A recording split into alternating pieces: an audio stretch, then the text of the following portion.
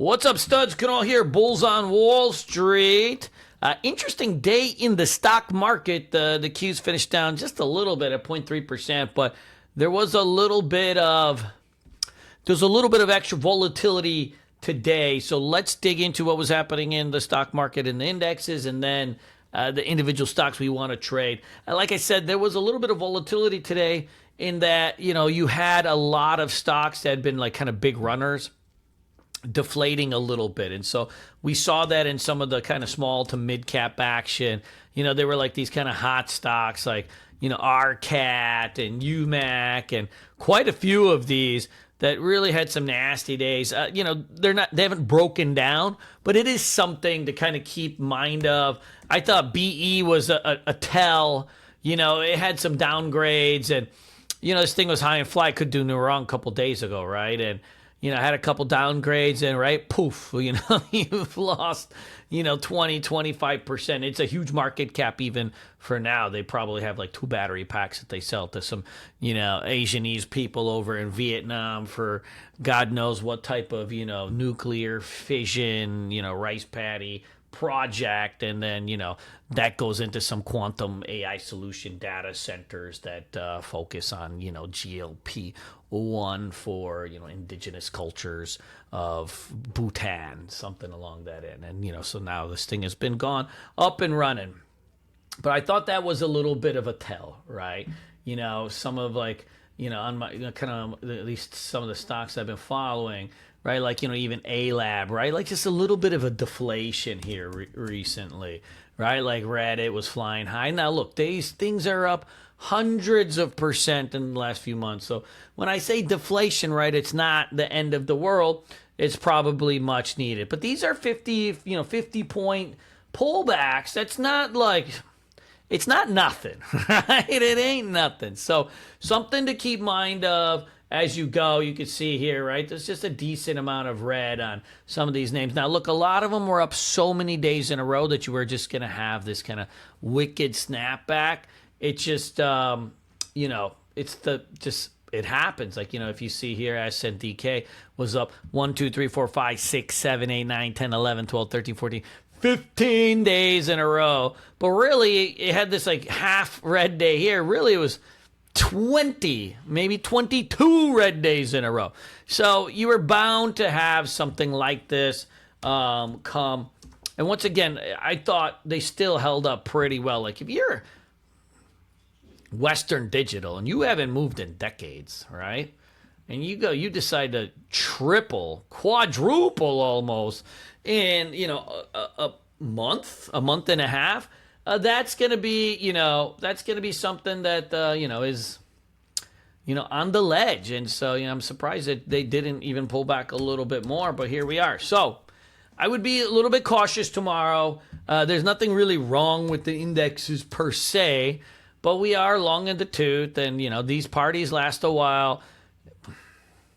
It'd be nice to have a little bit of a pullback. And if you see this pullback, what we'll have to watch for is the dreaded rotation, the rotation that never comes, right? But we've had rotation. Everybody complains that the Mag 7s are like going, dude, the quantums have been going, solars have been going, these fucking disk drives have been going. Dude, I mean, who seriously has, looked at Seagate or Western Digital in all these years, right? Like, I thought SanDisk just gives you those thumb drives that you get at the golf tournaments, right? Like, now they're the hottest company around. So there's stuff going on here. We just gotta be patient. Like I said, having some pullbacks I think will be necessary. If you're in some swings, tighten up, because like you saw like some nasty little red days and stuff like that. Now look, anytime we've seen these like kind of really nasty few days, they've been getting bought up, right? So, you almost want to see them. So, be encouraged by it, right? Like it's okay. Like, some of these things pull back pretty good. Let it pull back more, right? Like the breakout here was on 70, it goes to 140. Yeah, let it pull back, like, if you're interested in these kind of things. So let's get into the watch list. I wouldn't worry too much about the overall market, but you just want to be like a little bit cautious, right? Like you saw energy stocks going up. There's some other things in play currently. move your focus into, some other names. So let's take a look at the watch list. Awesome trader today. Was not expecting it to be either. 71 million shares volume. Dude, you usually don't see like these dormant stocks, like then all of a sudden, that are like 40, 50 bucks, like, really get this much volume on them. Yeah, we've had a few like Octo and stuff that are more, right? They were on the speculative mania. You don't really see it in this kind of stuff. And it was like it moved smooth, I didn't touch this thing. I had my finger on the trigger over here, pushed out. I was like, it's already 150%. We took a bounce off the VWAP, took a couple points, patted myself on the back. Next thing you know, it's up, 5 more points. Go figure. I put Intel on the watch list. They put out PR that they asked Apple to invest. I don't know if that's a real thing or not. I thought that Apple had their own chips. Fuck, like every one of the products that I buy from them says like M1, M2, M4. I assume that those are theirs, but here we are, right? Like it's like 1990s, man. Like they're the old Apple, and they're going to the old everybody else asking for some cash, and frankly, they're getting it. So Intel's going to be in play. Not the most epic day trader in terms of ATR. Typically a little bit better if you do like a hybrid day swing, which is like short swings that kind of turn into day trades. And in this market, let me just say these kind of hybrid trades really work out because things are running for a lot of days. I'm going to be, if I get a decent gap down on ALAB near the 50 tomorrow or the next day, maybe on Friday, I think that's something we'd have to try because this was a high flyer. Now, look, it was 90 bucks and, it went to 260 relatively fast. But, dude, give me a little gap down to the 50. I mean, that'd be... I'm into that, right? Like, there's a couple of these. Meta is also like kind of sitting there right on the 50, right? You have a couple of these that, if they could get flushed out a little bit, let's see what's up. Oklo. I'd watch if this thing jams up a little bit. Say it jams up into, 135 zone, right? Somewhere in this kind of zone over here. I think that might be, worth a watch for a potential re-roll. It is hard to get day twos lately, but something to just kind of keep an eye on. IREN.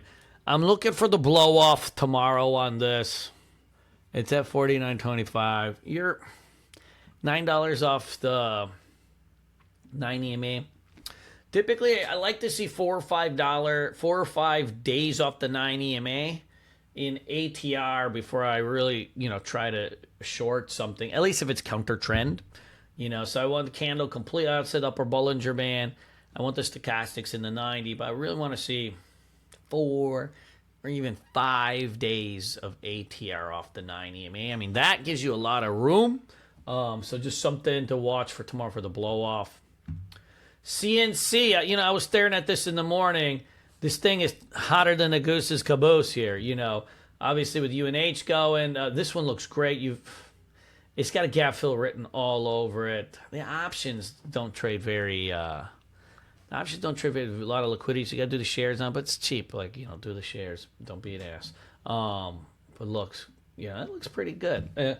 There's another one of these Mo money, and it's a little bit thinner in volume, only 1.5 million shares, but great look to it. This is a healthcare company too, and this is probably maybe some of that rotation that we've been talking about, right? That maybe not like a full-blown rotation, like everybody just piles in a small caps. It can shift from just other types of names. We don't really rotate very often. It's almost always the lame sevens. I would call them the lame 8 now. You gotta add AVGO into it, right? So that's almost a $2 trillion market cap. So the lame 8. You gotta add old AVGO in it. But there might be some of this going on here tomorrow. MSTZ. This is the MSTR short. If you look at MSTR, it ain't been doing much. That's for sure. It's been heavy as all get up. Only issue with this is even though it does 10 million shares of volume, it trades thin. The options trade thin too. The margin sucks. Like if you're at E-Trade Pro or even You know, even all the specialty brokers, they use like Dash Trade or the fucking margin sucks on this MSTR. Like nobody gives it right. So I would probably, you know, do the MSTZ if we need a short. I think you got a nice little breakout on this setting up here at 575. So let's keep an eye on that one. Hey, crowd, after this awesome push off from 400, 500, you've had four very orderly guys, very orderly down days. Low volume, right to the 9 EMA.